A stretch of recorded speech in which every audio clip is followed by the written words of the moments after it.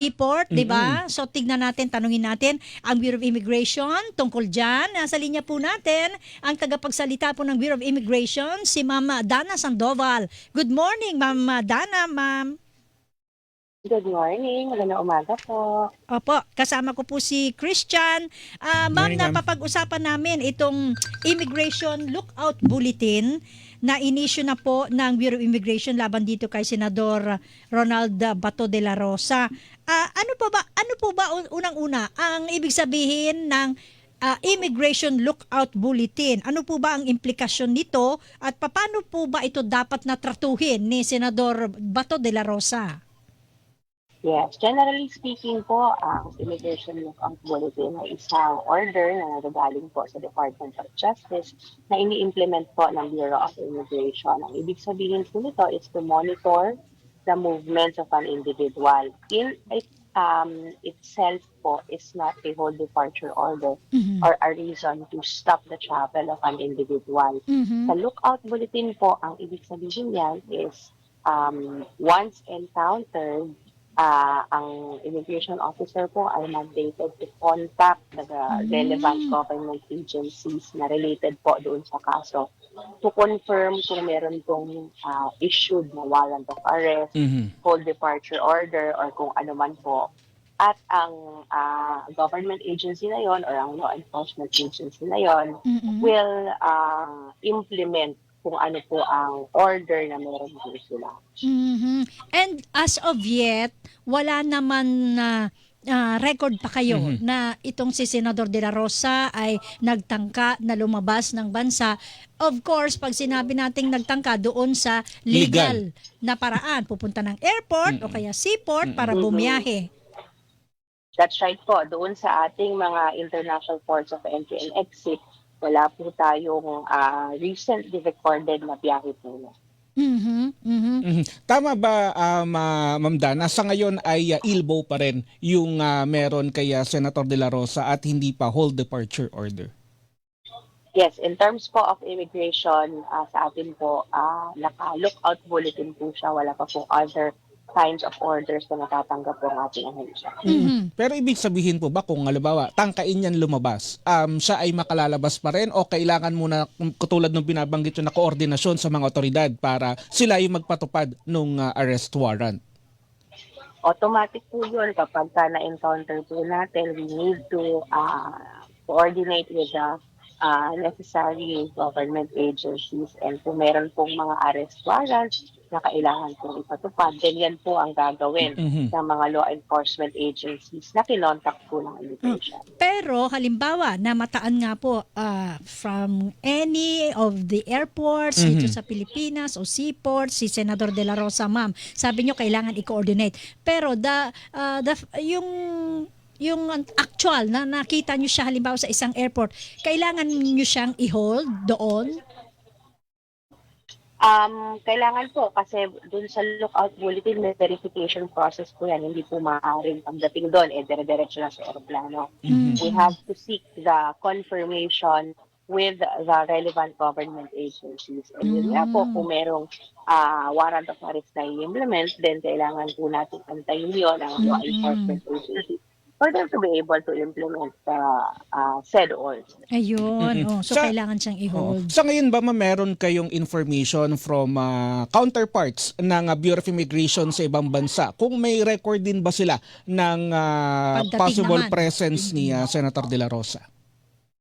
So far, wala naman po sa mga naririnig po natin, even on social media and yung ating po mga kasama ng law enforcement, parang wala naman po outside presence outside the country doon sa mga nakukuha po natin ng balita. But we're continuously monitoring po sa ating mga international ports of entry.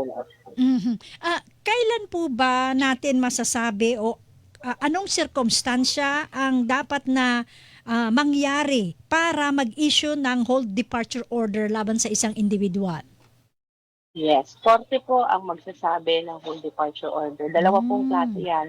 the whole departure order, kapag sinabi na po umaandar na po yung kaso, sinabi po ng korte na there is a flight risk, maaari po mag-issue ang court ng whole departure order dahil kailangan niyang harapin whatever the case is. Or, meron din pong animal called the precautionary whole departure order.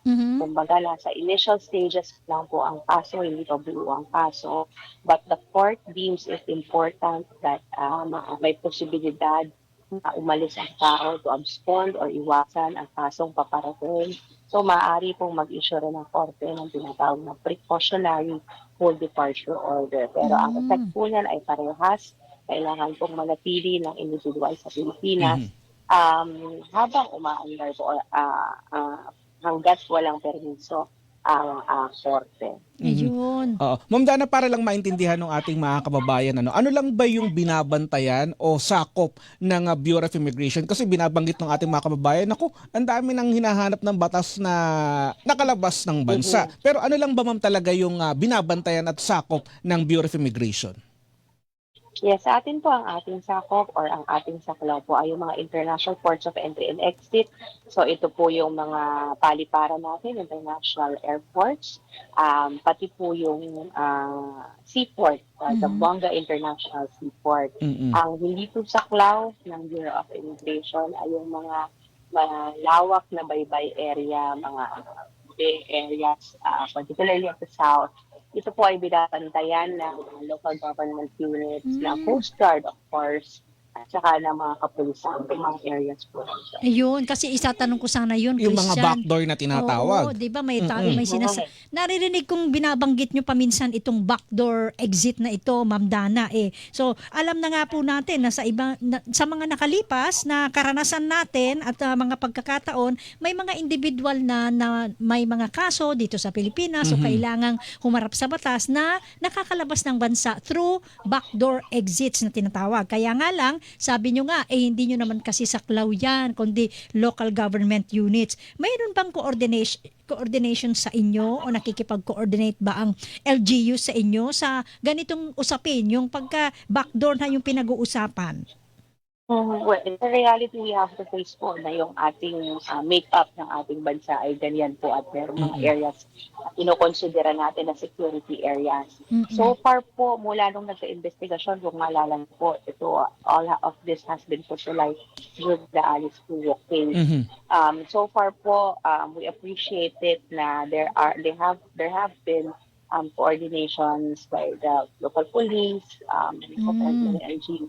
Kapag may nai-intercept po sila, lalo mga foreign national, doon po sa mga tumatawid dagat. Kasi ilang beses na po yan recently na may mga nai-intercept sila ng mga, halimbawa Chinese nationals na mga overstaying, na mga derogatory record na nag-attempt layasan po yung kanilang mga accountability dito sa Pilipinas. So, there are coordinations already so far. And sa akin po, wala pa naman po kami natatanggap na informasyon or anything with regards to Senator Bato de la Rosa.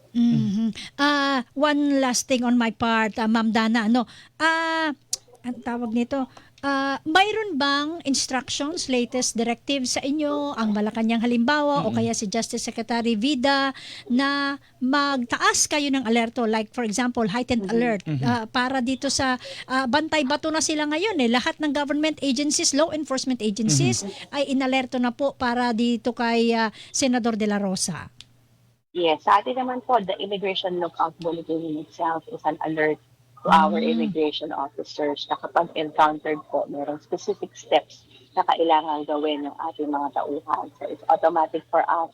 It's the regular procedure na naka-alerto po tayo for any individual na nailalagay po sa Immigration Lookout Bulletin. Ayun. Pero ma'am, hindi nyo naman inaalas yung posibilidad na baka gumamit ng ibang pasaporte o mag-disguise. So, alam mo yung usual na, bagay, alam naman natin yung itsura talaga ni Senator Bato at yung built, mag-wig, Pero ma'am, hindi nyo inaalis yung posibilidad na yun. Kasi kung Ilbo, talaga antayin mo lang din talaga na lumabas sa ganung pangalan. Yes. Yes. Opo, that's part of the protocols of our immigration officers to check kung ito ba tao po siya talaga or nag-disguise lang siya.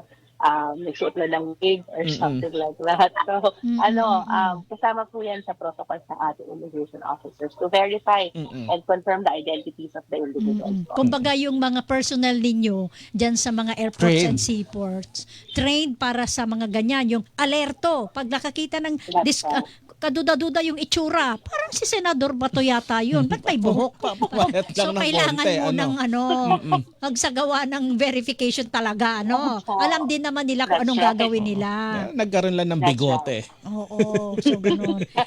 So nakaantabay tayo, Ma'am Dana, babalitaan nyo kami. Halimbawa man, magkaroon kayo ng anumang impormasyon o record na kaugnay nung posible na pagtatangka, halimbawa, nitong si Senator De La Rosa na magpunta sa airport or seaports. Definitely po. Antabayanan po natin yan. Nag-inform po natin tayo agad kung meron po mga leadership. Okay. Yun lamang po sa ngayon, Ma'am Dana. Salamat po sa oras. Salamat po. Magandang umaga. Good morning po.